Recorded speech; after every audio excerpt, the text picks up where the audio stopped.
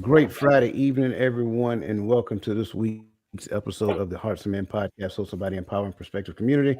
We are your hosts for this evening conversation. My name is Dwayne Dwyer. I go by the Mindset Coach, and I have no idea where our illustrious friend has disappeared to. His name is the great Houdini Footsie. There he is. So I'm joined by my brothers as always on this beautiful Friday evening.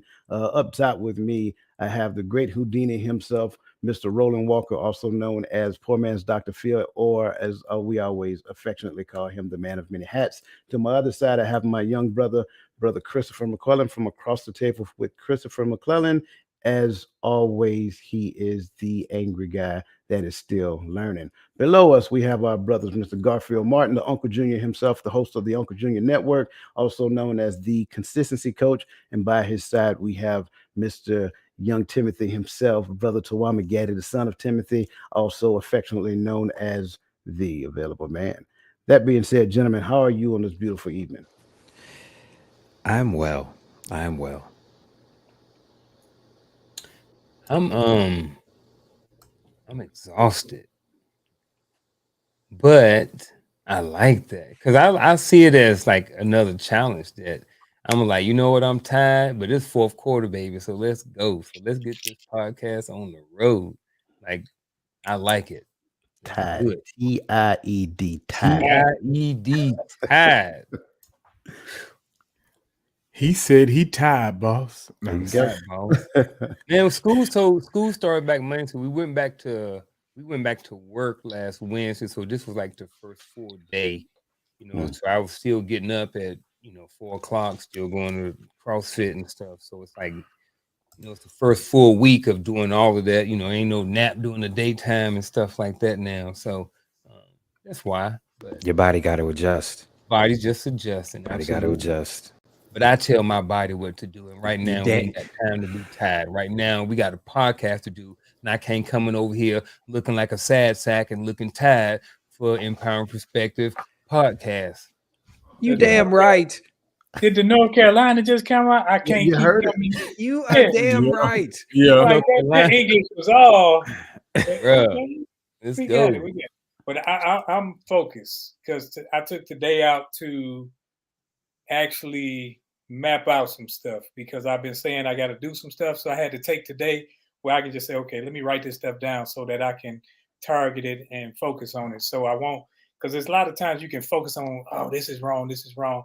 And then when you focus on that, that's what grows. That's what's biggest. But now I'm focusing on what I need for me to grow, for me to get bigger. And so it's a good day. Yes, sir. I love it. Young Timothy, what you got, brother? Man, I'm great. I'm with the greatest brothers you can be with on a Friday evening and doing one of the greatest things you can do. Empowering our brothers and our community, man. I'm good. That's what I'm talking about. That's what I'm talking about. Speaking of community, I want to make sure that I address you guys in the chat because trust me, we look forward to seeing you every Friday evening. We believe and we understand that you can be anyplace else, right? You can be out at the football game, you can be out, at the barbecue, getting ready to hit the club, whatever that looks like, right? But you chose to be here with us, and we greatly appreciate you, and we do not take that lightly. So that being said, welcome, Michelle Ray. Good to see you. Good to see you, Bernadette Simmons, Miss Teresa Austin, Crystal Everett, Lisa Keys, Maybird. Welcome to this evening's show. And listen, for those of you who have not chimed in the chats, get in the chat and just say hi. We like to celebrate you guys. That's what we do in our community because we don't think we do enough of that. Also, if this is your first time joining us, look in the lower right hand of your corner. You're going to see that YouTube symbol. Go ahead and put your cursor over top of that. You'll see a flyer that says subscribe. Go ahead and subscribe to the Empowering Perspective community. That way you'll know whenever we go live. Houdini has left us again, y'all. That way you'll know when we go live every time we go live because we do multiple shows, not just on Friday evenings, but we will also be live tomorrow morning as well at 10:30. So as we already know, last week was a great conversation, and the focus of that conversation was unraveling key challenges men face in today's society. Now, as you know, relationships have always been a sticky situation, a sticky concern, right? And you and me, the person, and you guys are vibing, kicking it, enjoying life, and all that other great stuff. And if that relationship don't work out, you part ways, go your separate ways, and it's not such a big deal. However, if there is a child to be considered, now we have a problem. Now we have a concern. And so, what generally happens? This person doesn't show up for the child in the capacity in which I feel that they should, or this person is kind of trying to control what that looks like. It's a whole bunch of confusion that exists around the ever so important concept of children. And so that becomes the sticking point that we're going to address today. And also, that's one of the main reasons why we created the actual Empowering Perspective membership program, because in the membership program, not only do we tackle these hard issues, but we give you a way to overcome being systematically stuck in that negative thought process so that you can't bring about the necessary change that you want to see in your life. So, if you want to be a part of the Empowering Perspective membership club, if you're on YouTube, look at the bottom of the screen, you'll see a join icon. Click that icon and go ahead and follow the instructions and come being part of a community that is destined for change. If you're on some type of cellular device, then you have to go in the show notes and you just read the show notes and you'll come upon where I actually put the link in there for you as well. Now, the focus for this evening conversation is disenfranchised parent, because we understand now it's just not fathers anymore, but the common term, the common idea, the commonality that we've seen for years is disenfranchised fathers. And this amazing topic was brought to our attention by our young brother, Mr. Christopher McClellan. So, what we're going to do is tap into the mind of Chris real quick. And, Chris, what I would like for you to do is kind of share with us why this is such an important topic for you and how you envision this conversation going. Because this is where I am right now. I am trying to find my other side because I got one side on my life. I need to figure out who I really am, where I come from on the other side. And I need to understand some things. And the only clarification that I can get is from the parent that wasn't there. Because the parent that was there is just going to tell me what she thinks I need to hear to cushion the blow, but I need truth. And I need to be able to formulate what I think about it on my own and then push forward. That's where a lot of us are. A lot of us really want to know where we come from, where the other side is. So I figured this would be a great place to start talking about it. I like it. I like it. Thank you for sharing that. I think you're absolutely correct. There was something that I had for everybody to read on their own time in the show notes, but somebody took it down. They took it off the internet, right? So I just want to put it out there. It was a white paper written by a doctor, and he spoke specifically about the dangers of disenfranchised fathers and how it has affected our community. But it is what it is. We'll move forward. But I kind of want to lay out some ground rules for this evening's conversation. It's going to be a little different because I think this is such an important topic. As always, we want you guys to put your questions in the chats. We want your comments. We want it all. but I'm going to ask that you focus your comments, your questions, whatever, focus them at me. Right, allow me to answer your question, even if it's something one of my brothers say. That's okay. Just ask me the question. I'm going to be the one in the chat tonight because I want these gentlemen to stay focused on the conversation, and I also want to make sure that the conversation flows down the path of the topic of discussion. I do not want to derail this evening's conversation. This is nothing against anybody in the chat and anybody who is listening. This is just the way that I believe we have to move in order to unpack this conversation. So, that being said, the first question that I want to bring to the conversation is, how have societal expectations and cultural norms shaped the role of fathers in family life, and what pressures might lead to feelings of disenfranchisement?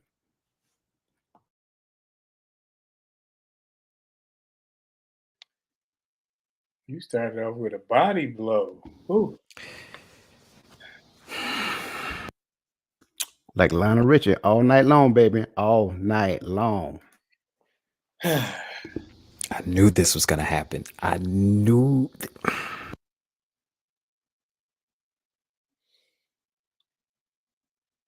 Well, I think societal norms and cultural norms and societal expectations have kind of shifted over the years, but I think we still move from the premise of a hierarchy system, and how people that want to divide and conquer know what they're doing. So, in order to deconstruct the family structure, I think they started with the head.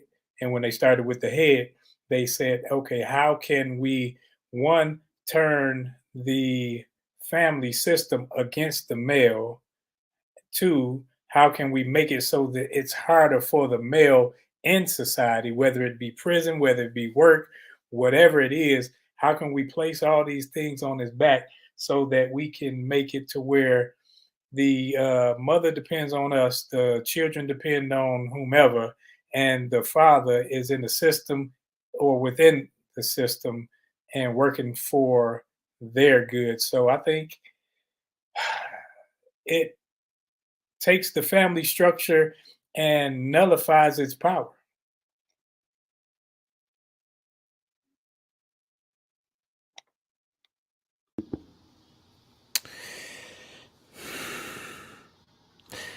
How have societal expectations and cultural norms shaped the role of fathers in family life? It has diminished it. It has bare bones it. What it has done is turn the father into a check. And the real dependency coming from the same people that they are looking for to save them. They think this is normal. They think this is how it's supposed to be. And that's not it. This is really not it.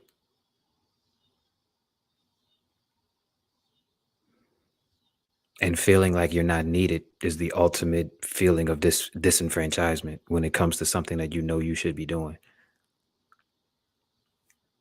You're not needed. You've been replaced. What good are you to me? That's the norm I see. And that's from being a product of it and working within it.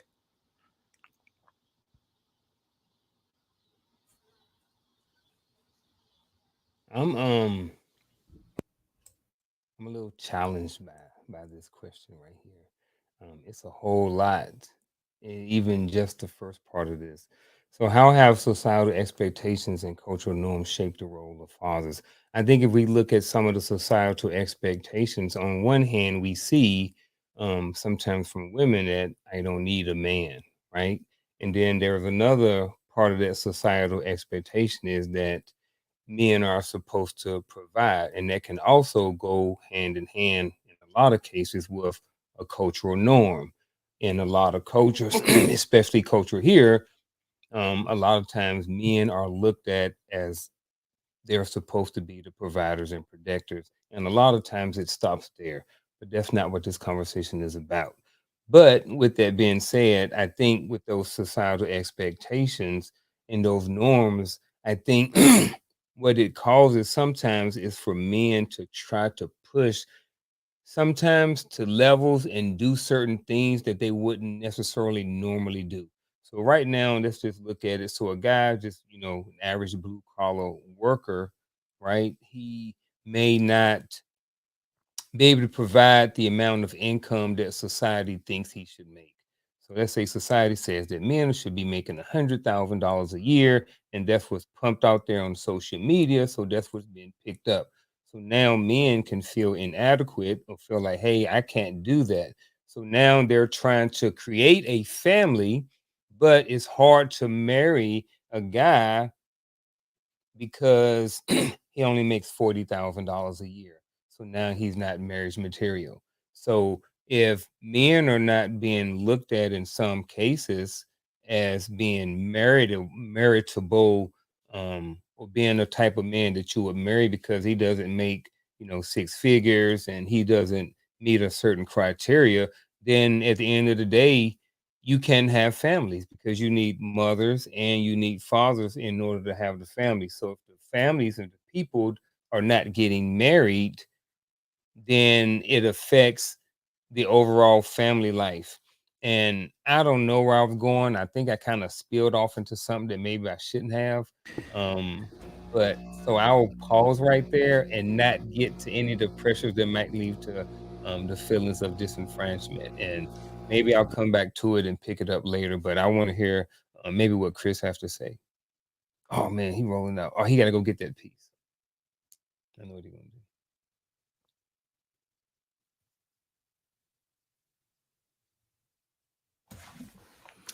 All right. He said he was waiting for Chris to say something. I was just making sure I was good. I was in the clear. So you, Twame. Okay. For me, it's simple,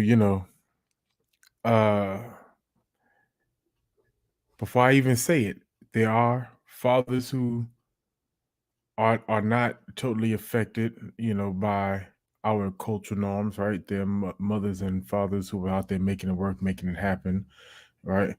To God be the glory. But as a whole, as a community as a whole, it has made the father's role obsolete, and it has made the family impossible, right?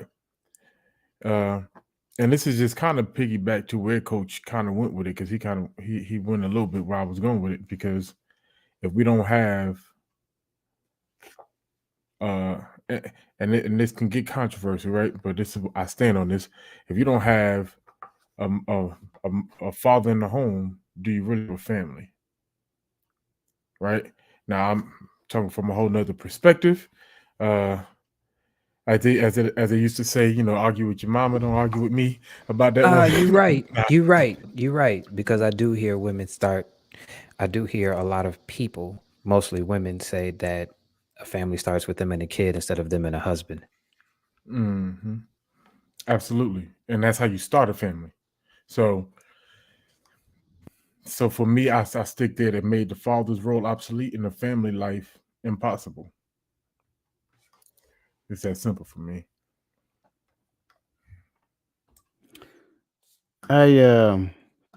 For one, brother Christian, good to see you, man. Always welcome. Good to see you.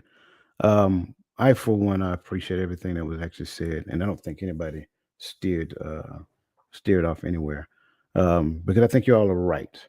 Um, I kind of want to start where Brother Gaddy was going just now. He said that the fathers have pretty much been rendered obsolete. I won't say obsolete, but I will say optional. I think society has made it possible for fathers to be an option, but mothers to be a necessity. And to me, um, as I start paying close attention, as I have started paying close attention and observing um, for years and kind of dissecting the scriptures to understand some things, um, it is really tearing our culture apart. I'm just going to be completely transparent.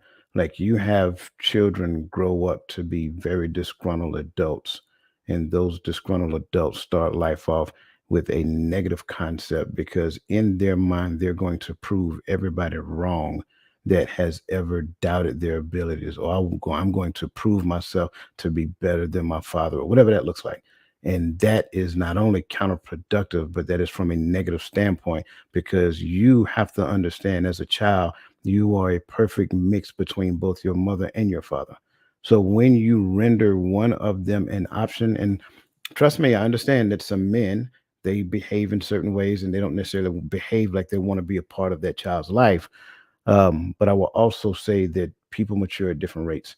And sometimes there are other stories that exist that some children may not necessarily know about. So when you look at societal expectation is that, moms do everything. They do all of this. They can do this. They can handle this, and they handle this, and they handle this, and then they get glorified for being able to do it. But then by that same token, we don't actually back up and see, well, why didn't the relationship work? And if the relationship didn't work, then it's not just the father who was wrong. Both people were wrong. And until we get to the point that we're completely honest about that, it's always going to be the blame game that that person was totally wrong. It is that person's fault that we're not together. That is never a true statement. I don't care. I don't care if the other person did 95% and you did 5%. You did something on your five, right? So I think that's where we have to get to where society have to understand. We have to stop painting the picture that we make the blame game okay. We stop making the blame game a thing that says, oh, well, they did this, right? That's for starters. I've been talking about this for the longest, and I'm going to continue to talk about it because I hate the narrative that fathers provide and protect. Fathers do so much more than that, right? But if you tell me that all I do is provide and protect, then society set the conditions to where you can provide and protect. Then what you're doing is you're setting society has set the conditions to where now that you can step in my role and do what you have taught me that I'm supposed to do, that means that I am an option. So when you look at this question, which I think this question is a very good question, it is one that makes everybody stop and think and consider. Don't respond emotionally, respond logically. Because when you look at logical thinking, then you have to understand that your emotions that prevent the logic from coming forth is based upon some sort of psychosis. That's what the term psychological mean. So psychosis prevents logic. So every time there's an emotional response to a logical conversation, it is only because we're ruminating on a thing and we're trying to set the conditions so that everybody can view me as the innocent party and the other person as the villain.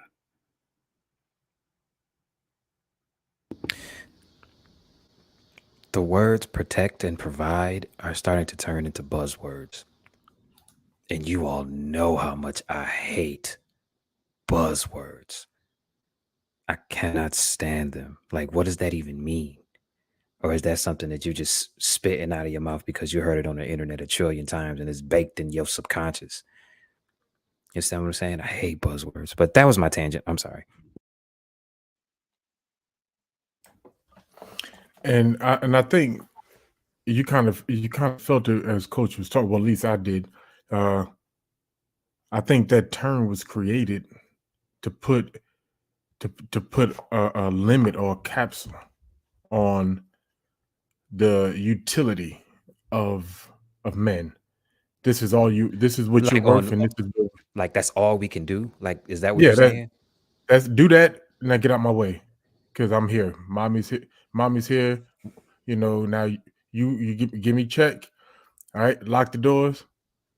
Move. That's what we have been boiled down to.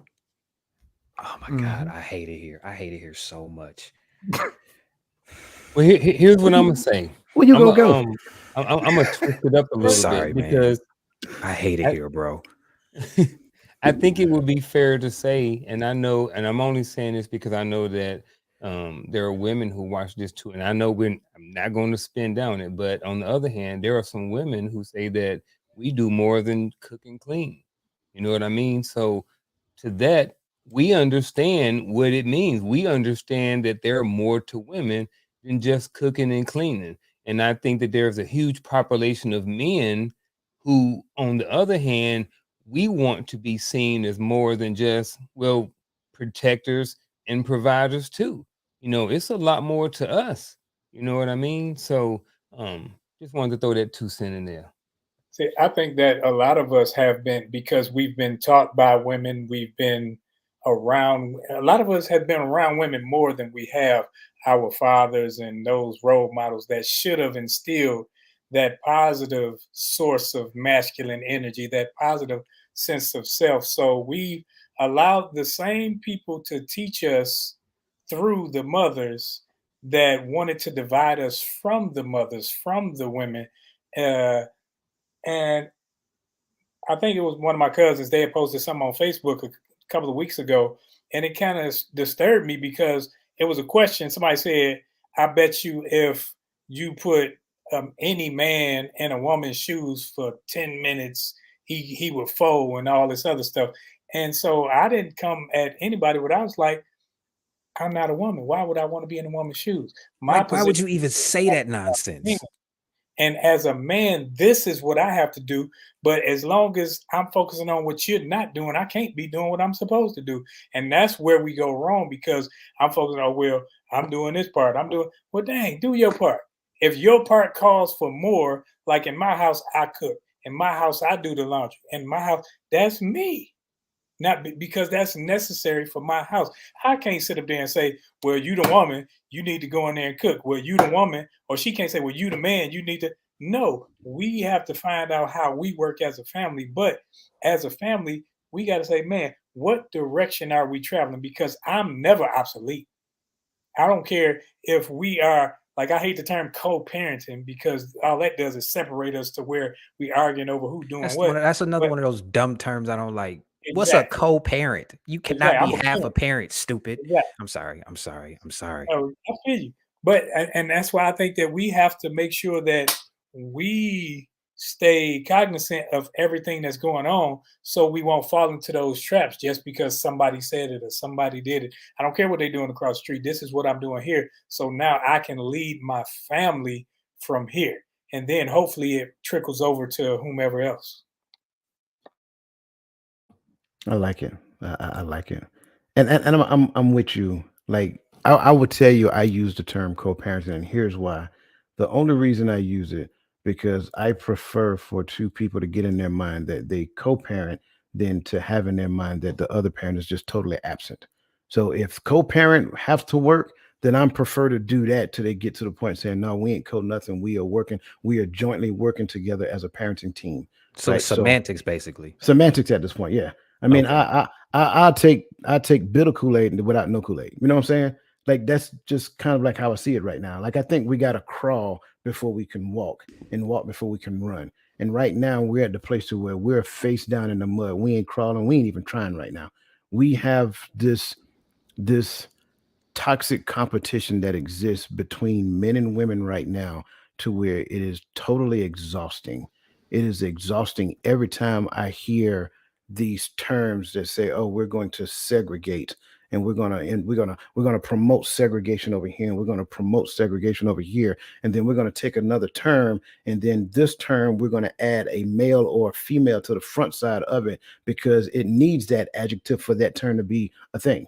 No, it does not. That term was the term without the adjective that you placed before. And I'm talking about empowerment groups, like women empowerment group. I despise, I hate those, right? Because at the end of the day, what we need to be looking at is joint empowerment groups, groups that actually promote men and women working together. I think that is part of the problem, and we have embraced it and made it an idol in our society.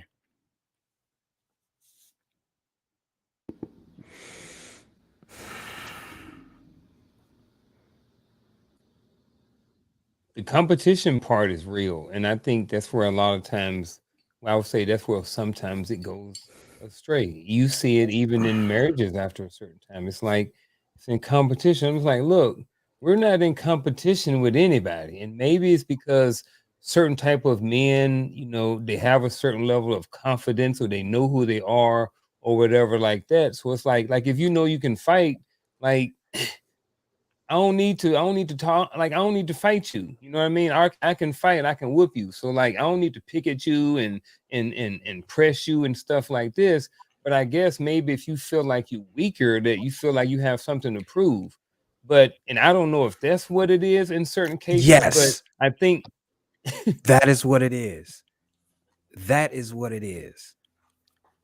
It's about and that's why I listen. Y'all wanted me to include ladies in my statements. Fine. Here's one. Dear ladies, there isn't a man breathing that wants to be in competition with his reflection. What is the matter with you? Get out of the way. Move. Go do what he can't and actually work cohesively with a man instead of trying to find a way to make him unattractive and be better than him. Sit down somewhere. What is wrong with y'all? Yeah, because if you focus on you and being the better you, and not focus on me and better than being the better me, like we're in this together. Like there's no competition with my wife downstairs. Like I got my roles. I do A, B, and C. She do X, Y, and Z, and then together we put our A, B, and C together and X, Y, and Z, and we try to complete the alphabet. You know what I mean? And sometimes she P, and sometimes I'm Q. You know what I mean? However it decides to work out depend on where we are in our life. Like Roland said, where he's at in his life, he's retired. He does X, Y, and Z. In my life, my wife does X, Y, and Z, and I do A, B, and C. But that's totally fine. It's about what works together for your family and what works for you. And I don't know if I just spun us way off, because we supposed to be talking about disenfranchised fathers. So But I do feel like we're about to turn this to Jackson 5 and start talking about the ABCs right now. man, I told Right, you, for real, for real. bro, I'm All right, I'll ready. behave. I'll behave. I'm sorry. Good. I'm But- just glad but- he threw that Q in there, because when he said she P, I'm like, what? Then he said, and I Q you. I'm like, oh, okay. Yeah, just the Oh, letters of the got him. alphabet. Okay. Yeah, because we got 20 more to get to. You know what I mean? So some of those things I'm gonna have to do, and some of those things she's gonna have to do depend on what we got going on in our life. Not where we are right now. My youngest is 18 right now. But I totally understand, what Chris is talking about. And when you don't have fathers in the house, it can be hard. I look at just my life, if I look been in the military for 20 years, been deployed for a couple of times, multiple deployments, um, been stationed in Korea for a year, all the field problems, all the CQs, all these times we're away. I look back now, and yes, I don't regret those decisions, but I do think that I do have some catching up to do. Not catching up, but there are some things that I missed along the way because I was just gone. When you're gone for 15 months, sometimes really all you are is a paycheck. You can't really do a lot else. You know what I mean? Especially when we was in the stage of crappy phones and all of this stuff like this. Like we didn't have internet and phone capabilities like we do right now. Like they could have the capability to shut everything off the way you couldn't even contact anybody back into the States.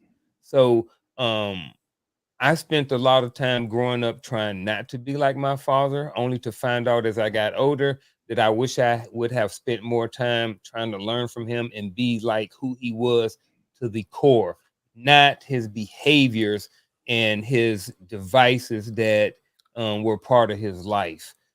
So at my age, I'm 47. My sons are 18, 21, and 28. And I'm trying to play catch up and input certain things into their life that I missed. So I can only imagine how much more they would have lost if my ex-wife would have went and left and try to make it hard for me to not see them and not spend time with them and not be in their life. I like the fact that you injected that in there as well, because I think that's important. I think, and this is just going back to the whole, societal expectations and norms. I think a lot of times when you look at custodial and non-custodial parents, and give me a second, that's pretty much what the next question is going to be focused on. I think a lot of times you look at custodial and non-custodial parents, we view a thing as like proximity is the most important thing. So the custodial parent gets all the rights. The custodial parents get all of the privileges. And then what you do is you put the non-custodial parent at such a disadvantage and then make it the non-custodial parent not only to take care of that child from a distance, but put forth the energy and effort to spend time with that child without any type of bridge. I will be honest with you, it got, and I can't remember how old I was, but it was probably about 10, maybe about 10, 15, maybe 10, 12 years ago, where I actually seen it with my own eyes where a custodial parent like bent over backwards to help a non-custodial parent be a part of their child's life. And I think, and at first I was like, what in the world is going on here? But then as I stopped and I started thinking about it, I said, you know what? That's what right looks like. That's the right, because again, the custodial parent's responsibility is to provide the best means for that child to survive, to thrive in life. And you cannot provide that child with that by totally alienating the other parent, by not trying to build a bridge with the other parent, even if the other parent is stubborn, even if the other parent is still in their feelings, even if the other parent is still stuck in the fact that the relationship did not work. It's okay. That child is worth your frustration. That child is worth your pain. That child is worth the efforts that you put forth to build a bridge and make and help that father be a part of that child's life. That child is the one that's most important, not how you feel, not your opinion of that other person. You made the baby, now you have to suffer the consequences. And I'm sorry, let me say it the right way. Y'all made that child, now y'all have to suffer the consequences so that that child has the both of you in his or her life. And I think that's kind of like the segue I want to use to dive into the next question. In what ways might the legal system or institutional practices contribute to the disenfranchisement of fathers, particularly in situations like custody battles or family separation? Are you serious right now? I am. Oh my God. You know what? I I said I was know. going to behave, so I am going to behave. Just breathe. Just breathe. I said this last week. I don't care where you are watching from. Google if your family court is open to the public. If it is open to the public, take a day off, take a pen and a piece of paper, and just sit. And you will see exactly why a lot of the men that you see talking about this are frustrated. And I told this story a while ago. The system as it is right now kind of awards the party, the breadwinning party. You know what I'm saying? That it awards the party that doesn't is that's not the breadwinner. I'm not gonna say it's men or women. I'm gonna say if you are the breadwinner, the system is against you because the system is trying to just extract resources from the breadwinner to the non-breadwinner so that way they can spend more money. Like, this is why I don't understand why we are where we are, man. I cannot be the only one smart enough to see how this system is working and knowing that we can't use it anymore. Like, I can't be the only one smart enough to see this. Like, I can't. There has to be other people out there that see this for what it is and are trying to implement ways to stop it. There has to be. I don't think we're that dumb. Now, not to change it. I agree with you, but you were one of the few who were fortunate enough to see it unfold behind closed doors. That's the part I would inject there. A lot of people are totally ignorant of what that looks like, and they're only looking at it from the perspective of what I can gain. I also think that people have, when you beat somebody down over a period of time with the same thing, they seem to be hopeless. They don't have any hope of, well, I know I ain't gonna win because they always side with the women or things of that nature. And I think that's where we are as a society because we've seen all too many times where it's the non-custodial parent who has the or the person who earns the most or the person who and parents lean on that and don't work together. And I've been blessed to have my ex where we worked together, where we actually communicated, where the child was actually at the forefront of what's best for the child. What are we going to do about the child? It wasn't about, well, what about you and that old ugly bee and all that other stuff. It wasn't about that. It wasn't about our arguments and how we aren't getting along. It's about how can we help this seed that we brought into the world grow. And that's a plus, but that's not a norm. And we have to make that a norm. We, as those that are most time on the backside of that, we can't get frustrated and just drop it like the scripture says, weeping, about the weeping shall endure for a night, but joy comes in the morning. You got to endure. We have to endure through the persecution, through the pressures, and all of that. Even when it gets tough, that's what I'm looking at it as a man. That's what I got to do. If I got to put it up and eat bologna for a minute so that my child can survive, that's what I got to do. If I got to deal with this other person and it's not necessarily beneficial to my mental, I got to separate my mental and see how I can go about rectifying the situation to where I can maintain a sense of control over my child as well. But I got to endure.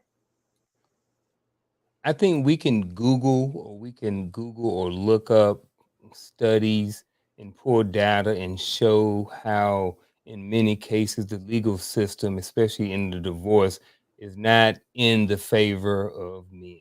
It is what it is. That's where we are. When I said something earlier about my ex-wife, and I was fortunate enough that she allowed, I say that word on purpose, allowed me to not make things hard. You know what I mean? So I didn't have to deal with the legal system, but I've seen so many dudes that were part of the legal system and got the short end of a stick. I know a guy right now that has one child that's paying almost $2,000 a month for child. Do I have a That's it. problem with child support? Absolutely not. I don't have a problem with child support. I have a problem with the system and the way that they use child support and how it affects men. Like, it can be in um a, a such a negative way, in such an impactful way to their finances and their way of life. Like if you're talking about taking 40% out of anybody's household, you know what I mean, and putting it into another household. And the reality of it is sometimes you may not even have a choice. In many cases, you don't have a choice because at any point, good, bad, or indifferent, if a woman decides that she doesn't want to be married anymore, she can say, all right, well, I'm out. In many cases, the law, she stands a better chance of getting what she wants and not really receiving a lot of negative or repercussion, because in most cases she's probably going to get the child. She may get some alimony, some child support. She may be able to keep some things in house, yada yada yada. You know what I mean? And now the guy has to take more money and put into it. Like I said, I'm not against child support at all, but I say, guys become disenfranchised fathers and stuff because when they have to deal with the legal system, financially, they may have to work two jobs now to be able to help try to pay some of that child support just so they can provide an adequate apartment or a house, or, because some cases they have to pay for child support and they may have to pay for daycare, Or they and then quit you their ain't able jobs to because they don't train want the some of that courts stuff. taking money out of their pockets. What's that? Or they quit their jobs because they don't want the courts taking money away from them. I've Exactly. seen that too. And So then in I don't some want to work cases, because I'm going to get this money taken out of my paycheck when you can just let me be a dad. And if I do work, I'm going to get money taken out of my paycheck because you won't let me be a dad. You understand what I'm saying? Like, do you see how yeah. I'm sorry. That's why I said I was fortunate that she allowed me, you know what I mean? Because I think in many cases, if the woman decide to make it hard for you, like good, bad, or indifferent, like in some cases, it ain't nothing you can do. Like if she want to make it hard and she got the kid, like what can you really do? So I mean, it's a lot of dudes that's been in those situations, and then now you have the family that's broken up. The kids are seeing certain things. They're going to have a different opinion about certain things as they grow up. And then what's They that's going to turn do into to other me. relationships? It affects relationships. It's so many things that can negatively happen from having a bad situation. But I we know know, dudes, it's like, you know what? I don't even really want to have anything to do with my kids anymore because it's like it's so hard. Like I can't never visit them, and like they don't really like me anymore. So they like maybe it's best for me to just stay back, and then when they get of a certain age, just be ready for when they reach back out to me. Like I've heard dudes talk about that before, whether it's right or wrong, but I've heard dudes talk about that before. yeah. But we gotta admit, I got my coin. It's two sides to every coin. So just like it's bum chicks, it's bum dudes out there who haven't stepped up. So I think the system is set up to protect us. I ain't gonna say women, but Yeah, it the is. It's set up to protect women. it's set up to protect them. But I think we put ourselves in situations at times where we know the type of person this is. We know her mental capabilities, and we still, because we wanted the little hot box, we jump in instead of protecting ourselves. So I think if we think first and foremost with this one instead of that one, we'll have better results. But because it's all of them not from marriage, some of them are just because, oh, you had a hot feeling and boom, 9 months later you got a kid that you didn't want and don't want to take care of, and now you got to take care of the kid, her, and then her other babies and all this other stuff. So I think we can't just rag on the system when we perpetrate the system, when we are a part of the system, and then it manipulates us, and then we complain about it. See, but the problem is the manipulation didn't start when you became a parent or a father, or as a lot of women in this generation will put it, a donor, right? Uh, it manipulated you before that because it was already in your mind. And Unc kind of hit to the mindset I always saw growing up, right? We talk about the bum dudes, but most of the dudes that are bums that I know when it comes to fathering, they are because they're like, according to our culture, I'm not supposed to be involved. I'm supposed to be disappeared. I'm supposed to, when she calling me for a pair of shoes, then I show up and then I go back and fade back into the back and live my life because I am not a parent. I'm just a father. I'm And a that's how wallet and a break the glass peen when she is in the mood. and a lot of men live there even before they have children because they see it. They see the pain that the guys who fight go through. Growing up, I knew dudes that fought, but every last one of them that fought paid the price. You know me. So most times I saw fathers in a home. They were still not separated. They were still separated, but it's because the mother allowed. You know, and so when our conversations start like that, the mother allowed. It's like, well, Dad, you're not a parent. You're an accessory when I want it or need it. When I need help watching these kids because I'm tired, then you're supposed to show up, wait for me to call. And so when we talk about that aspect, because that's and don't get me wrong, there are always exceptions to the rules, but that is the normal mindset that a lot of that, at least when I was growing up, that a lot of us were in. That's what we saw.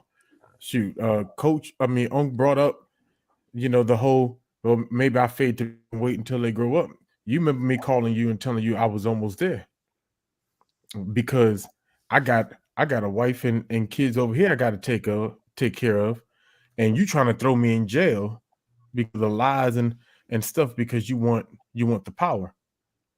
And I was just trying to make sure we both were parenting. We both were raising the kids, but you wanted the manipulative power. So you almost got me thrown in jail. You almost got my babies that ain't got nothing to do with you uh taken away. And that's where we are right now. I And like so my bad. no, good. I like the fact that you brought up, you know, the concept of the exception to the rule, because I've seen that we spend too much time talking about the exception to the rule as though the exception is the rule. The exception is not the rule. The Uncle exception Junior's proves situation. that the rule exists. Exactly. Uncle Junior's situation where he had the opportunity to be there for his kids that she allowed, that's an exception. What Roland was talking about just now, I like the fact that you said, sure, we got some bum females out there, just like you got some bum dudes, but the system rewards only one type of bum.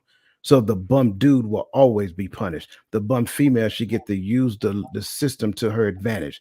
Therefore, when we start talking like that, we're taking the system and saying the system is innocent. It's the man's fault because you're a bum dude.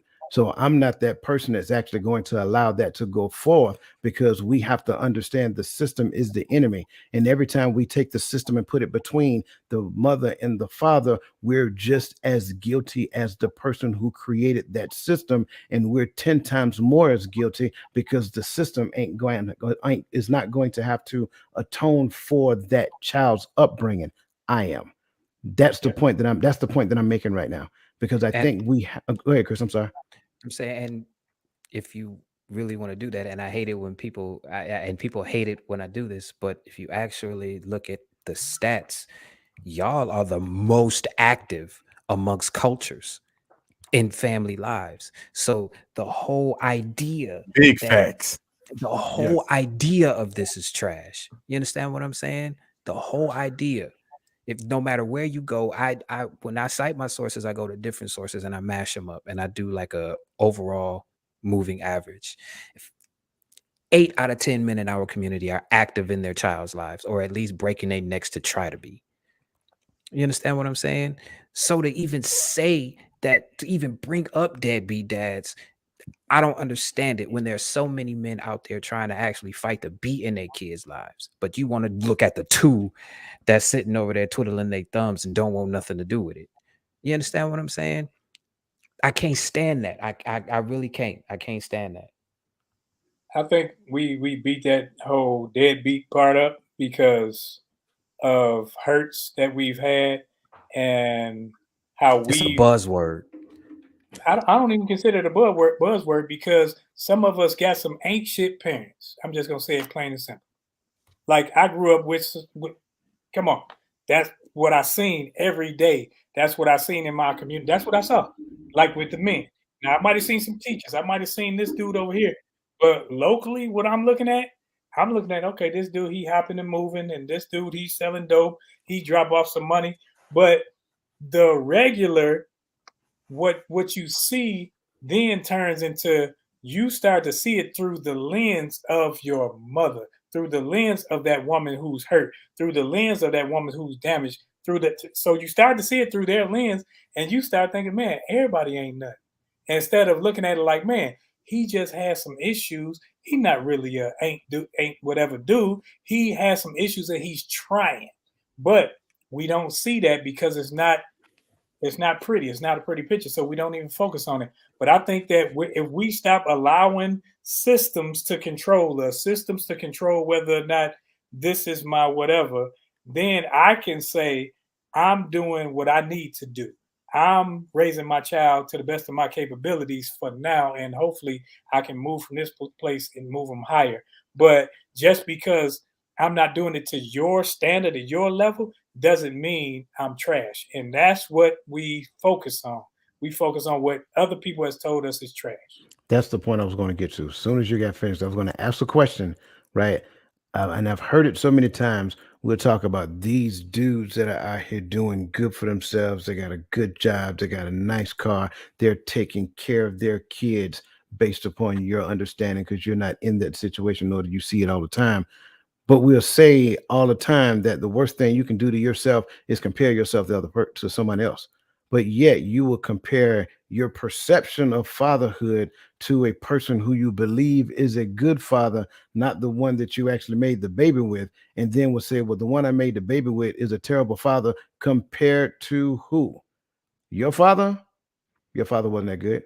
He was just your father. That person you're talking about, or you don't even know that person. You just see from your ocular perspective of what he is actually doing, but you don't really know. It's just an observation from a distance. And I think that's another part of the problem. There is a underlining issue to where there are certain people, and I mean, we already know, right? There are certain people, and this is both men and women. We compare ourselves, or someone else compare you as a father to someone else and saying, oh, well, you're not doing what you're supposed to do as a dad, as though you are doing everything you're supposed to do as a mom. So if we stay out of each other's lanes, trying to articulate to the other person what they should be doing and spend more time realizing that it took us to come together to make this child, therefore it's going to take us to come together to raise this child. And I don't have, and again, this is the other part, because proximity is a thing and the child lives in my house. Therefore, I don't have to bend over backwards and do cheetah flips to spend time with them. The child is with me 24/7. And then we're going to talk about raising that child as though it is a job. No, it is an honor. That's for starters. Secondly, it is honorable for both parents to raise the child. So if you really want to talk about how great of a parent you are, build a bridge with that ain't crap parent that you had the baby with, because before you had the baby, you didn't view that person as not being crap. You see what I'm saying? So when you really start dissecting the situation, it ain't all peaches and cream as the story comes out.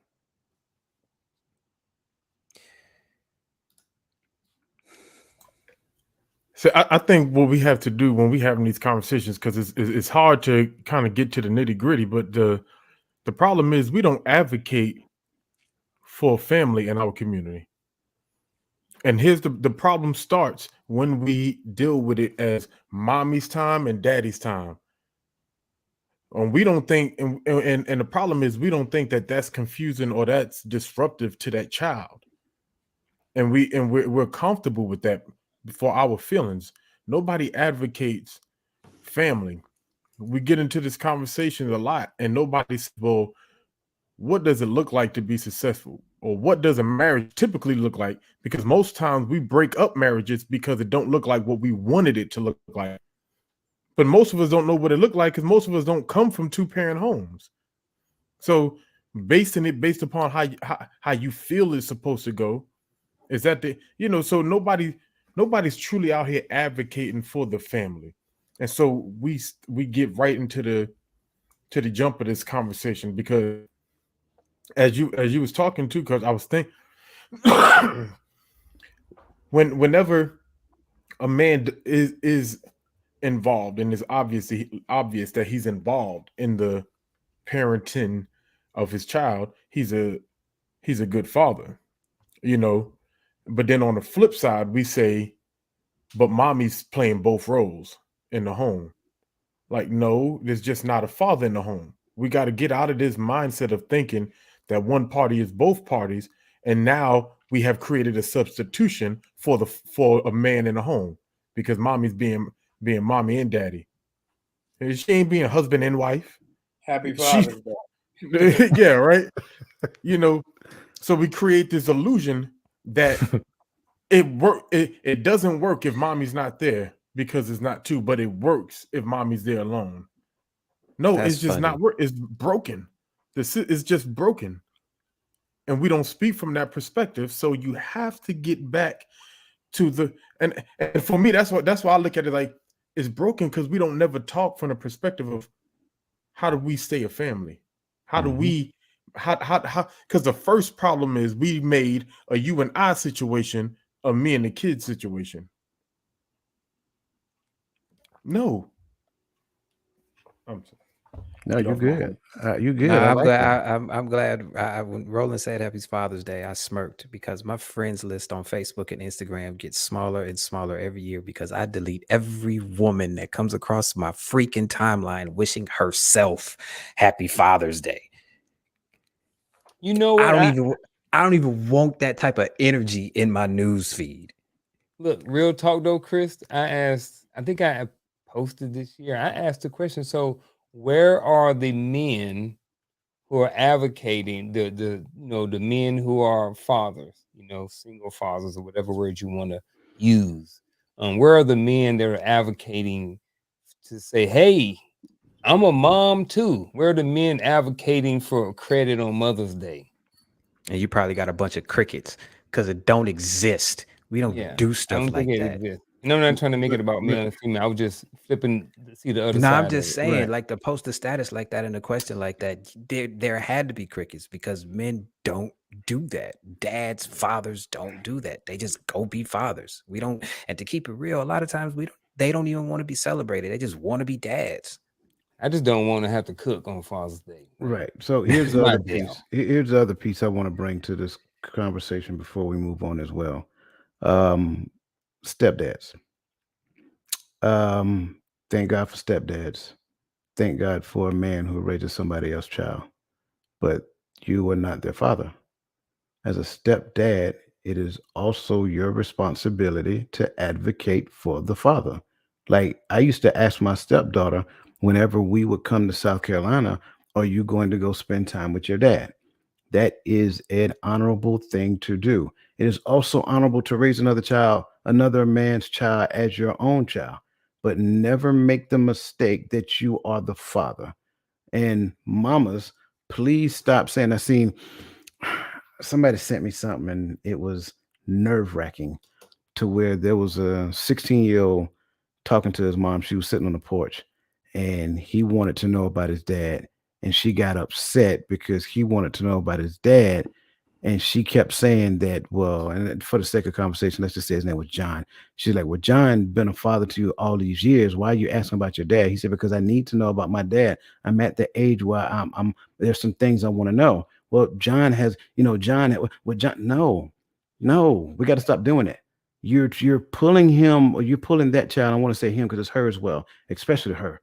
You're pulling the child away from their biological and say you now have a surrogate. Make that one your biological. Can't do it. Shouldn't do it. Go ahead, bro. You're muted. You're muted.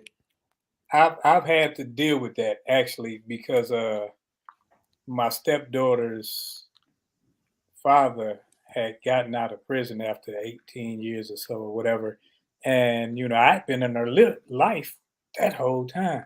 So, but when he got out, he was reaching out. So I tried to pull back. Then I'm like, hey, why you ain't talking to your father? I say you can't blame him for what he did, and you can't take your mother's aggression and all that other stuff. You need a relationship with the other part of you. I was one of those people. I tried to push for that. Like I didn't push too hard, but I'm like, you need that because I know what it's like to not be in the house with your kids, and I'm of the thought, yeah, I'm gonna love those that are around me. Period. It's that's what I'm gonna do as a father figure. But I think that if you have another father out there, somebody that's trying to love you, I think that you should actually reach out to try to establish, if nothing else, an understanding. Yeah, absolutely. Dear mothers, get out of the way when this happens. Do not try to coerce your son. Do not try to make him feel bad for doing it.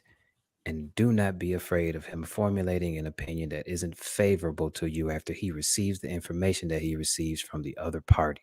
He needs that information to process. Move. Chris 316, we love it.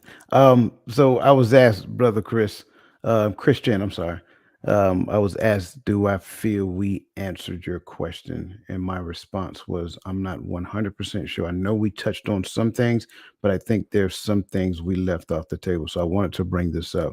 Brother Barrow wants to know, where does the manipulation start from?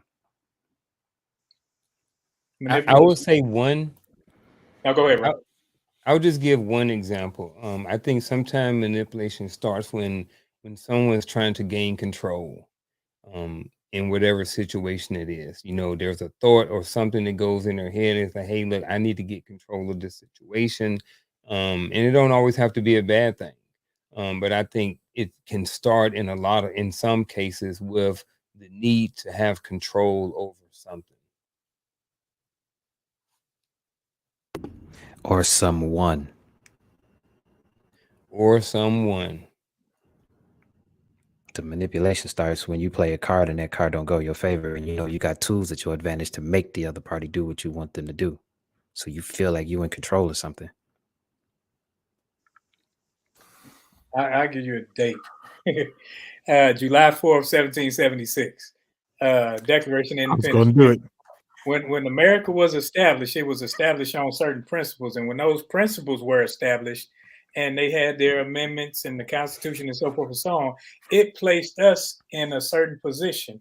And as it placed us in position, it was always a position of where we are inferior. And being inferior, they made rules to control. And when they made these rules, they wrote everything down. When they wrote everything down, it says what you can and can't do, who you can and can't marry. So now, trickle down through these few hundred years, some things have changed, but the system remains the same. So it's a system of controlling who it is that comes in and out of your house, who it is that you are in relation with.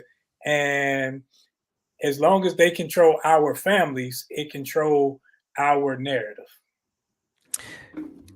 Roland, I can no longer accept that. And here's why. You just spouted all of those things, which lets you know at a conscious level that you know something is wrong. You Yep. know it. everybody that's listened to this, has heard this already. My problem with this is that we know this already. We are not as weak as everybody tries to portray us to be. We are not. We are truly not. And I am tired of hearing people play this card and downplay us when we are some of the strongest, most resilient people breathing. We know this is wrong. Why hasn't anyone gotten smart enough to say, all right, this is wrong? I just listed out all of these things that contributed to what is wrong. Why can't we gather our resources, because we have them and we know we have them, to fix this? You I just told us. cannot sit back and just say that we're constantly living in this victim mindset and we are this dumb, because we're You're right. not. So you're absolutely right. You just gave us the answer. Like, so Roland is telling us where it began. You told us a few seconds ago why it still exists, because people are using the system to manipulate other people. They want to be in control. They want to accept another person's resources and not work hard for them. That's their means of getting ahead in life. So actually, what both of you are saying are absolutely right. He is right. That's where it began.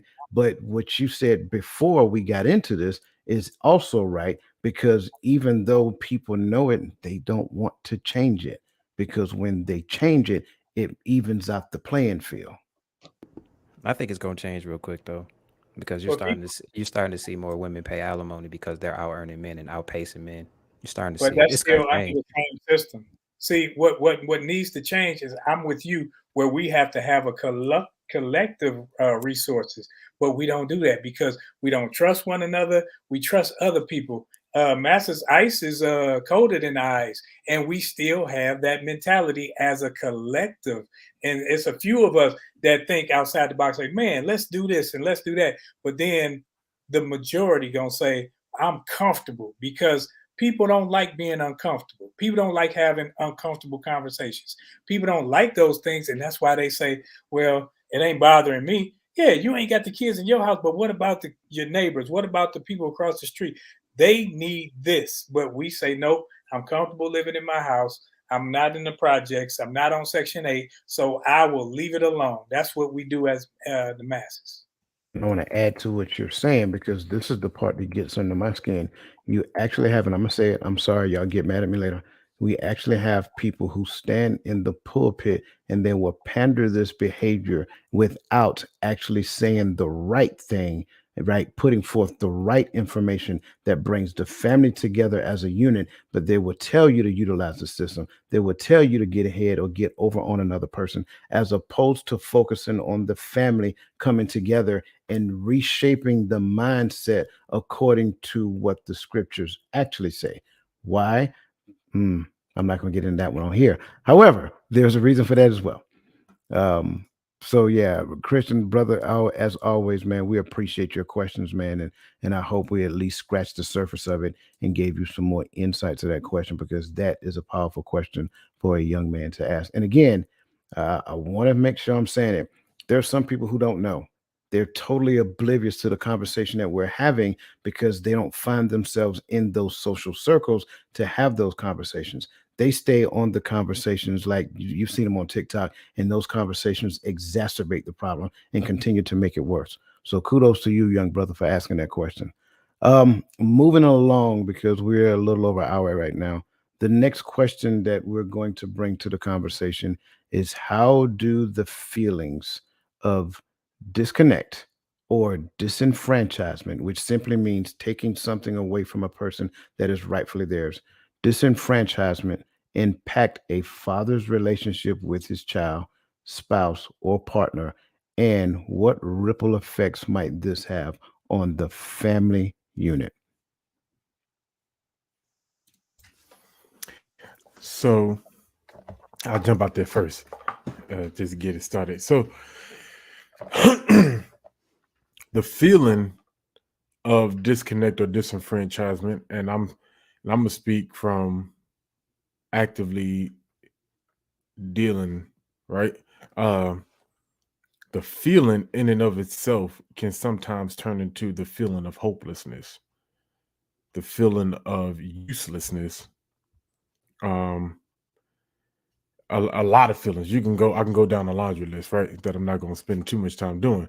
Uh, but it can sometimes cause the father in that to deal with a level of depression that kind of causes him to draw back from the family and from the kids, because at some point the kids start to look like the problem to him too.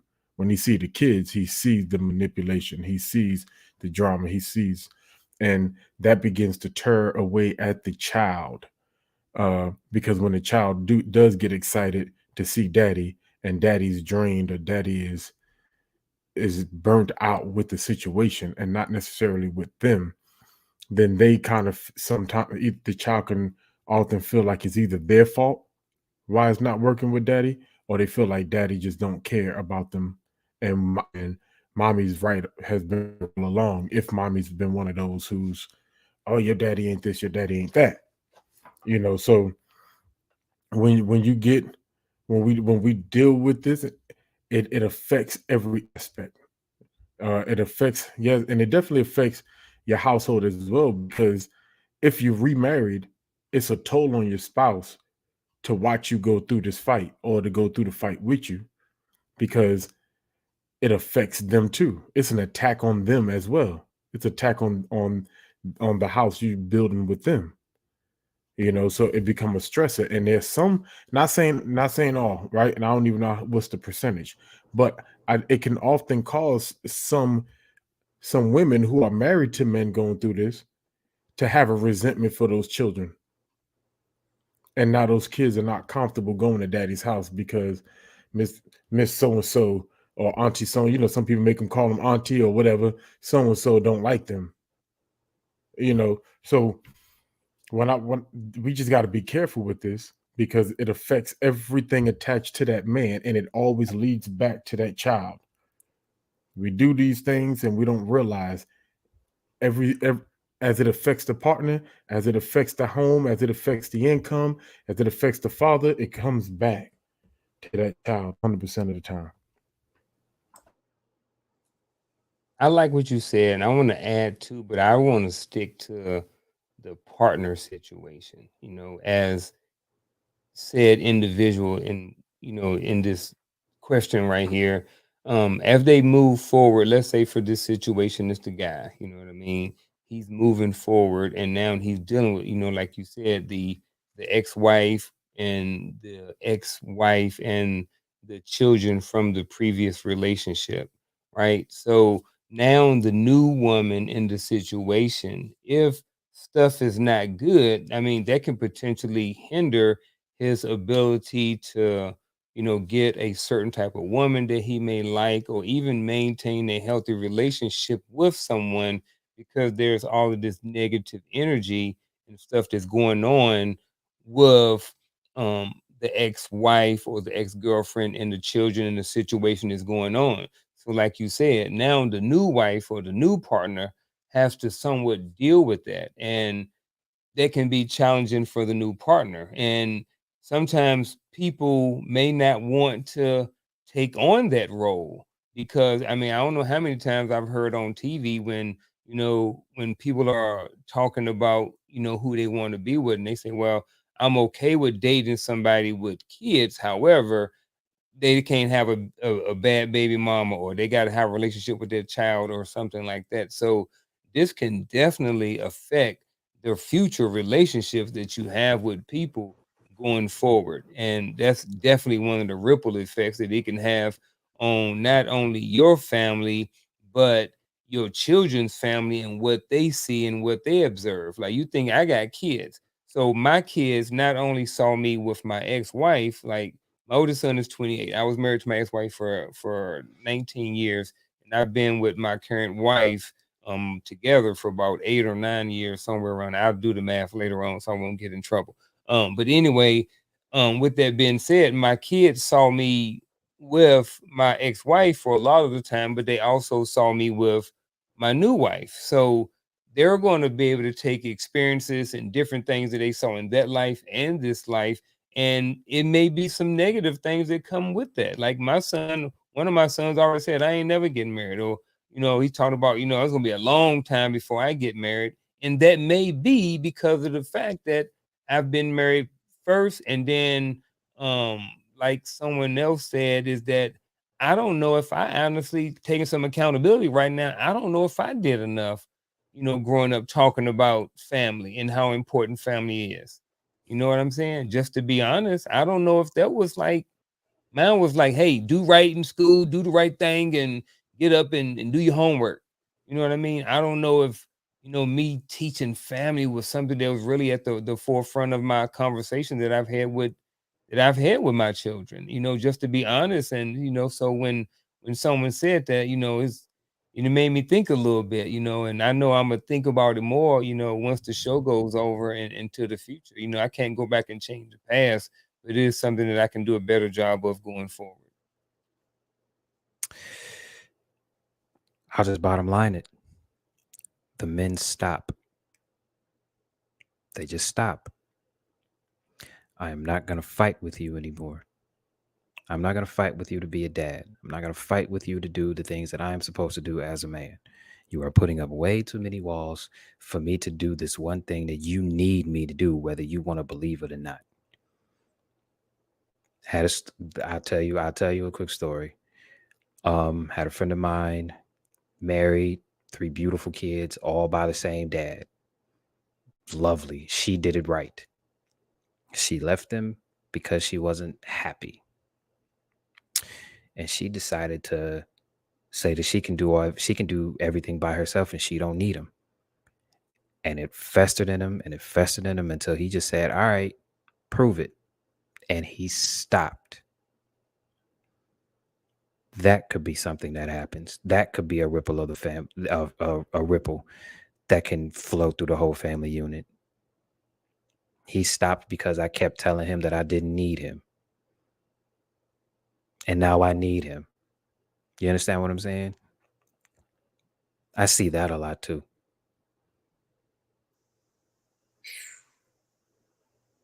Man, I think I was probably in my 20s with 3, maybe 4 kids before I had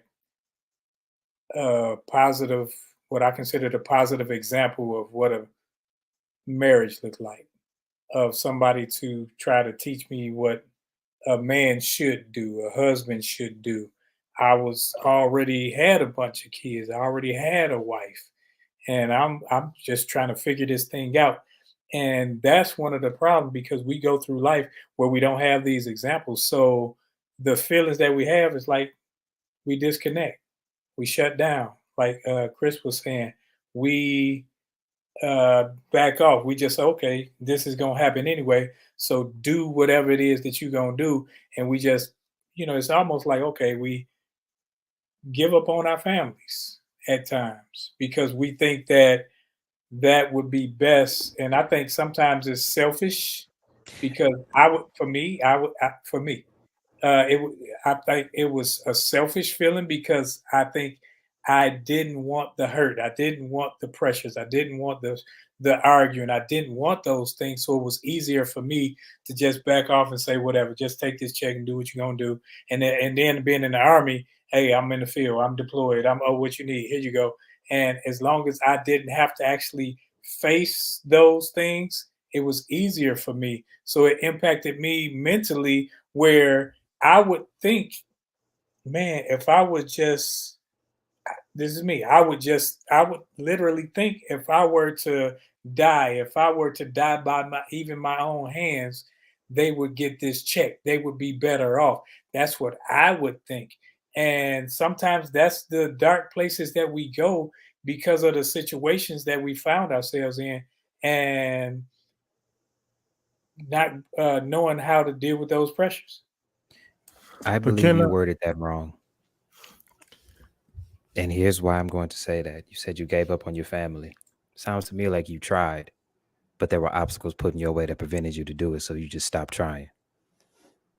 That's not giving up. That's you putting forth the effort to do what you're supposed to do, and things being in your way that were insurmountable at the time. That is what I am saying. Yes, there are dudes that just walk out. You understand what I'm saying? But there are other dudes that I'm telling you, man, and this is I'm passionate about it because I've seen it firsthand. There are dudes breaking their necks for this.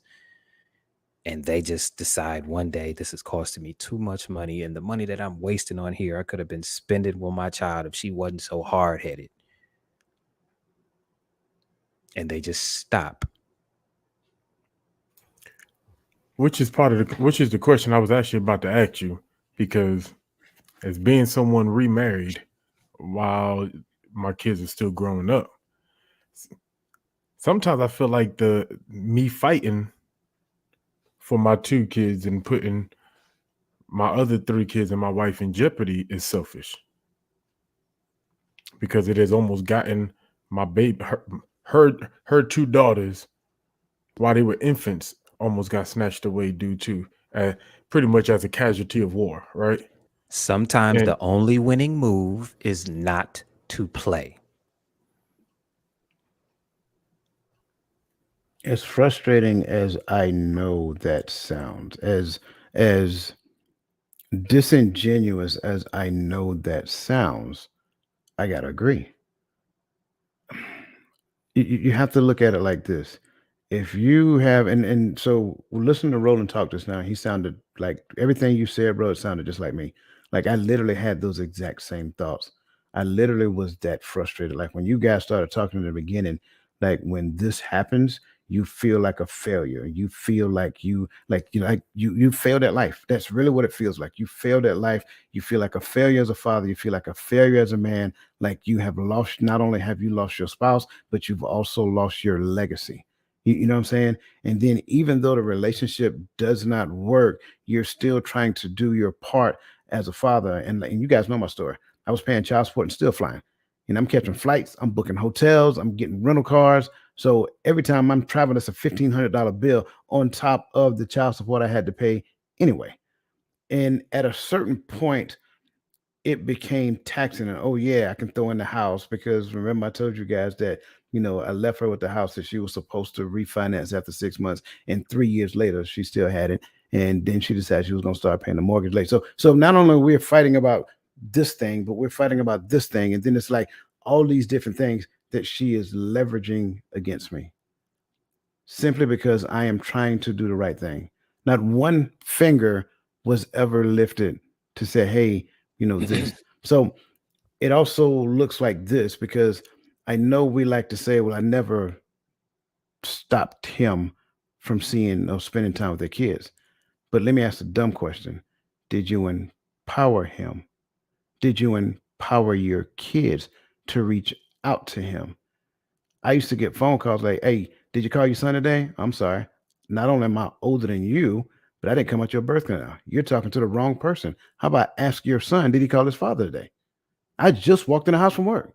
So you see what I'm saying? Like all of this stuff on top of everything else that you're doing becomes mentally taxing. And oh yeah, by the way, this is post deployment era, high levels of PTSD. By the way, not gonna lie or deny that aspect. So now you're looking at the consistency of thoughts compounded with other thoughts, and that sometimes during the equation your most healthy choice is called peace. And I think sometimes what most people believe that you should do is forego peace for the hell that somebody else puts you through, simply because they have this thing they call custodial guardianship. And I think that's ridiculous. And so at some point, we have to come to the table, and both of us must be adult, not demand the man to be an adult, but both of us must be an adult and say, you know what? Um, I think when it comes down to it, sure, we can get child support through the system, but why don't we work together? And if we work together, then you can be a full functioning part of the family, even though you and I are not a family anymore, but we still have the one that connects us as a family. And then we both can spend time with the child together.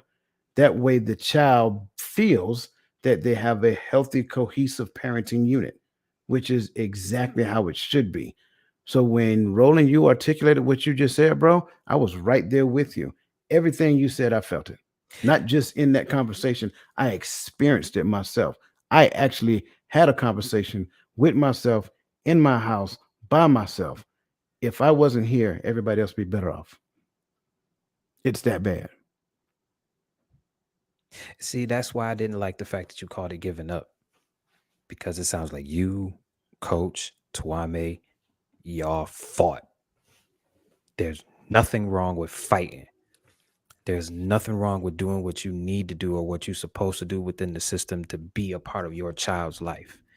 But if the odds are insurmountable, I can fully understand why a man would completely stop and go on about his life. I get it. I'm not condoning it, but I'm also not condemning it.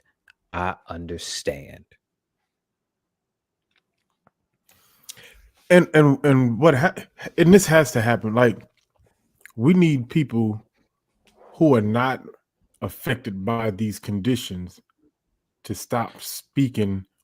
And I say that because I don't know why it's funny. Just yesterday, I saw about 3 people on my timeline make statements. I don't understand how fathers can be deadbeats. Like, why are we only making fathers deadbeats? Right? You can be in the house and be a deadbeat by denying that child of 2 parents is a deadbeat. Like, but the conversation comes from the aspect of, well, it's just easy. It's just if you love your child, it's just be there. But that's not always the case. So when people speak from their vantage point because it's going good for you, at that moment it's going good for you, it's sometimes not the best moment to speak for those who it ain't going good for. And so we create the conversation from a narrative that everyone who had to stop is deadbeat, and you deem them all as ain't dudes, right? Instead of, hey, why is this a thing?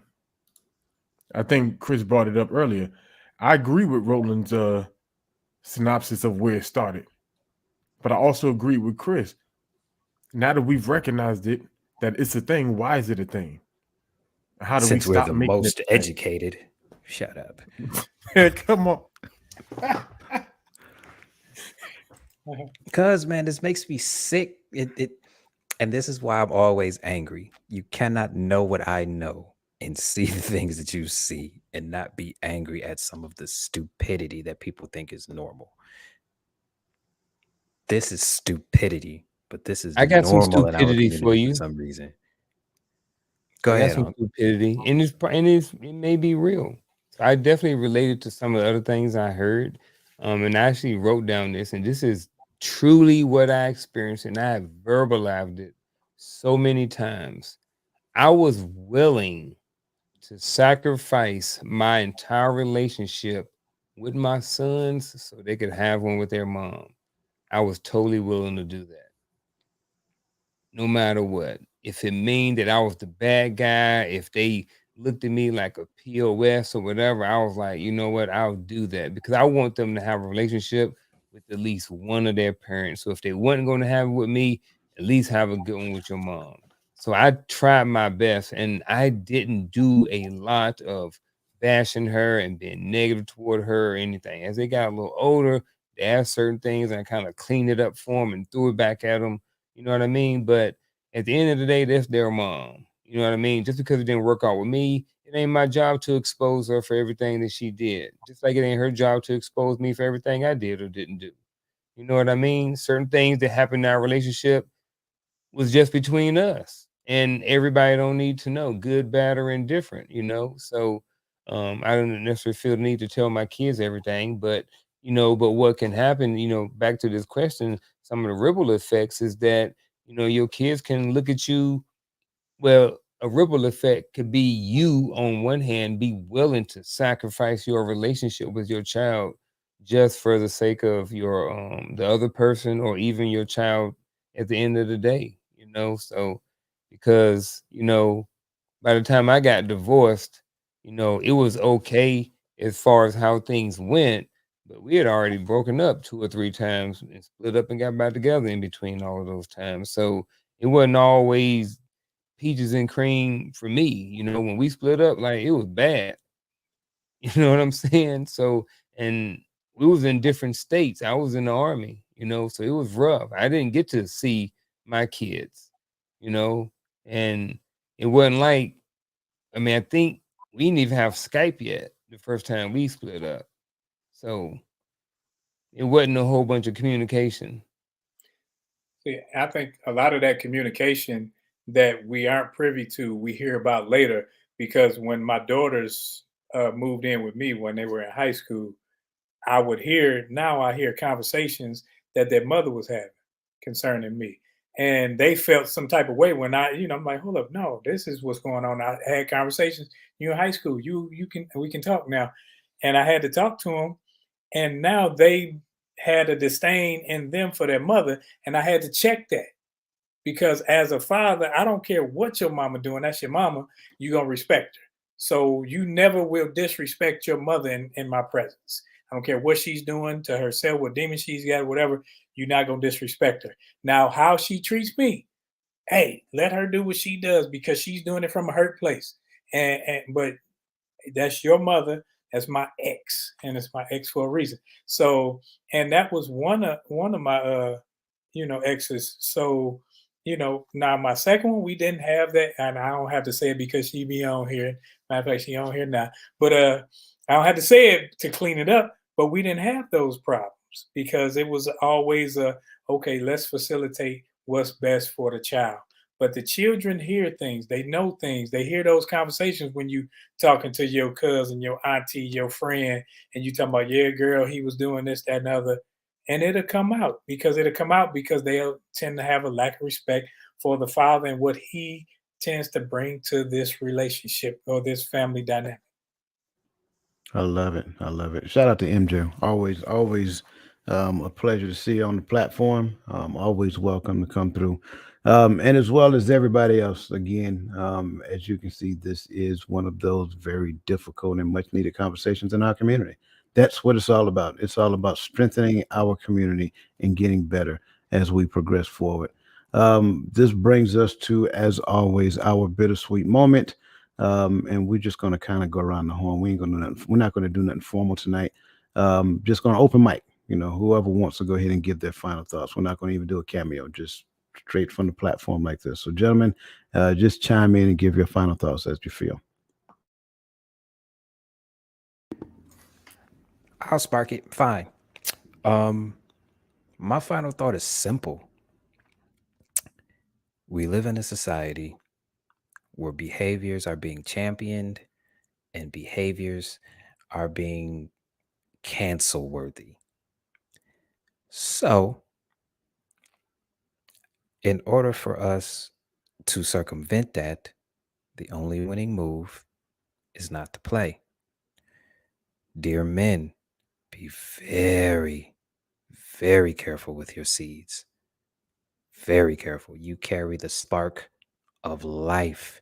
That woman cannot create anything until you put a seed in her to grow. It is on us now. We must be responsible.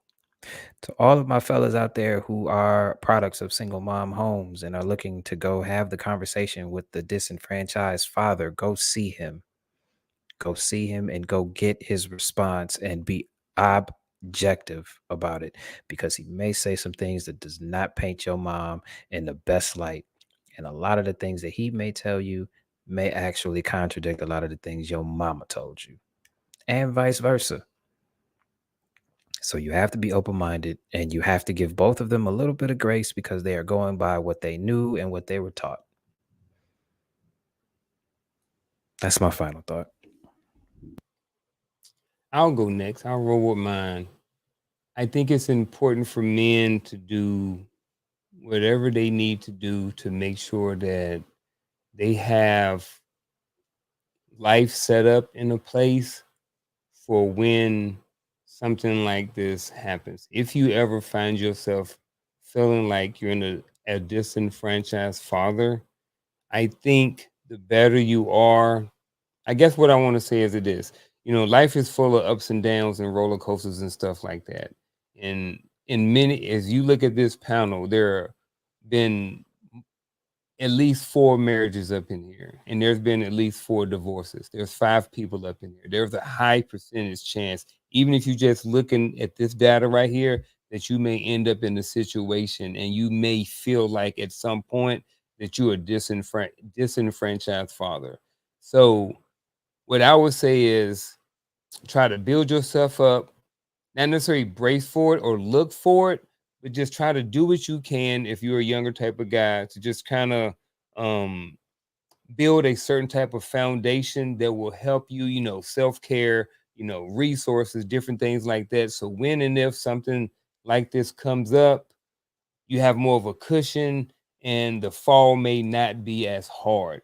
Still rough because the thing that coach said, 100% the same thing. It'd be a whole lot easier on everybody if I wasn't here. Because you know what? If I roll out, 450 bands at the time automatically go. So that's the reality of it. But like I said, do what you can, take care of yourself, self-care and all those things, because when and if life hits you, it's a lot better when you have some cushion or something to fall back on, or you've kind of sort of not prepared for it, but kind of prepared for it. Yeah, 600 now, 500 regular, then 100 extra for for for gratuity. But yeah,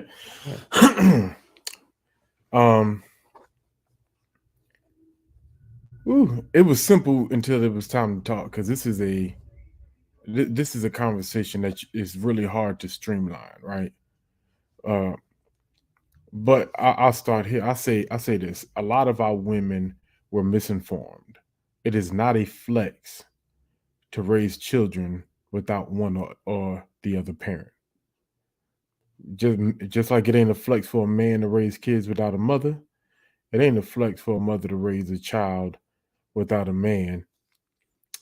And there are cases, of course, your spouse passed away or something like that, and you have to take up the mantle. I get that, but for us to move as a community as if it's a flex for one of us to make the other one obsolete, it's absolutely not. It takes strength for us to be able to stand together, because relationships are hard. One thing, I've spoken to a lot of married folks, a lot of old married folks too. The one thing I've never heard is that it was ever easy. And so the flex is to be able to have the strength to endure the hardships of our relationship and create the beautiful thing that you can create in this world, and that's children and a family, not just children, but a family. This is, you go look at most commercials. The best commercials sometimes end with a family on the beach, a family taking a walk, a family in the park. The greatest thing we can create is a family. And as we teach, when it comes to money, when it comes to business, comes to anything, is anything worth having is worth fighting for. But we quit on families so easily. It's not a flex. Stop.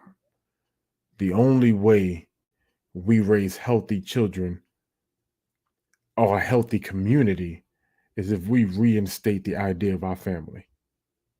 The fact that one or the other is disenfranchised, it becomes sad. It's a sad, if one person has to be disenfranchised so the other one can have it easy, we have failed, and we have to put it back together. We have to be able to maintain and keep our heads up and fight so that we can stand strong together. We only seem defeated, and we only can still go back to the victim mindset because we have allowed ourselves to be divided. Right? Old mantra we used to say a long time ago: united we stand, divided we fall. Well, why do we prefer division? That's my final take. Man, that was on Good Times. But uh,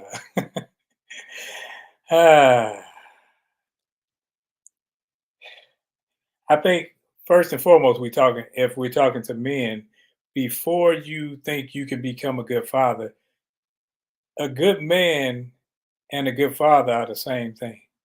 I don't think you can separate it. If you are a good man, you can be a good father. You don't may not be a perfect in somebody else's eyes father, but that doesn't matter about somebody else's eyes. I think first and foremost, learn what it is to be yourself. Learn you, be yourself, and cultivate that person to where he is understanding. He is a thinker. He knows what his role is in life and not just in some woman's life. So I think that for me, I'm a family person. I don't like the term, oh, I got all these friends and people be friending, friending, friending. No, I have friends that become family. Well, I know you for a minute and making you cool, but after that, your family. Where if your family has a need, my family has a need, so we got to make it happen. The other day, we were talking to Uncle Junior's son, and I'm looking at him. Oh, that's my nephew. No relation, but I have relation with his father. His father has a concern, so it's a concern of mine. So we have to look at one another as family first and foremost. That's why I don't know any N words or any B's and all these terms that we call ourselves. Because when I look at you, I look at me, I look at my children, I look at my mother, I look at my father, I look at you as family. So as a father, first and foremost, I'm trying to see how can I be a better man so that I can affect people in a fatherly role. And if I can do that to the best of my capabilities and continue to grow where I can learn and do better, then I can affect more people and we can do what Chris was talking about. We can take over that system and say, forget the system. Let's do what needs to be done for us. And that's my final word. I love it. I'm gonna start right there. I say let's take over the system right now as we learn.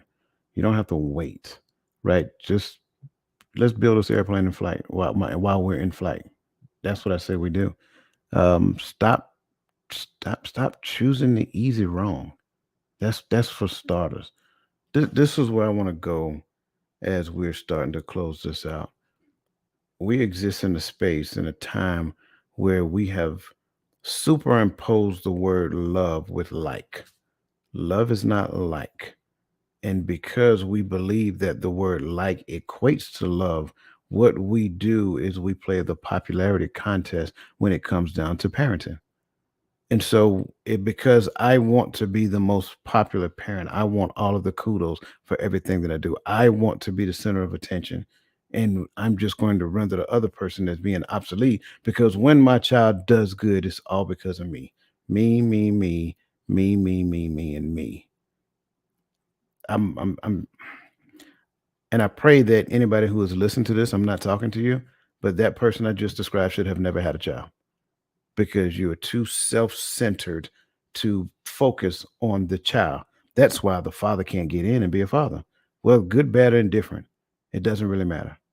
When you focus all of the attention on yourself, and if you are in that space right now, and if there is a person who hears this and have a parent, I ask you to go look in the mirror and take a real strong self-assessment because it's required. That child needs the best version of you, and you focusing on what you want and how you can be glorified is not it. Next, that ain't your child anyway. I don't care who you are, man or woman. That ain't your child. You're just responsible for that child until that child becomes an adult. That child belongs to the Lord. And how dare you not put forth your best effort to raise what belongs to Him? That's where I want to go with it right there. You walk around here acting like the child is your slave. You own that child. And you bragging about all you've done for that child. Me, and me. Come on, man. What are we doing? We really need to take a step back, wake up, and as they used to say back in the day, smell the roses. Because we got to recognize we have done so many things wrong. We are just, we're begging, we're needing grace. We're needing mercy. And I don't think anybody's exempt from that. Nobody's perfect. We got that part, but that's an excuse that we say to make ourselves feel good for the decisions that we made. So we need to stop doing that. Go back, make the child the center of attention. Build a bridge with the other parent. Tell the other parent how much you need them for the sake of the child. If you ain't trying to rekindle nothing, I'm good with that. Don't even put for. Make sure that that's all addressed up front, but make sure that everybody focuses on the child. Get the people out your business. And people don't mean you. They never did mean you any good. The best interest of a child, that's a lie straight from the pits of hell. They meant that from day one. They meant to lie to you because they know you were buying to it. Why? Because they always wanted you to look at them as your savior. That's why. That's the raw, honest truth. And everything that you have elected to be your savior over the savior is called the idol. And that's a whole nother conversation to go down.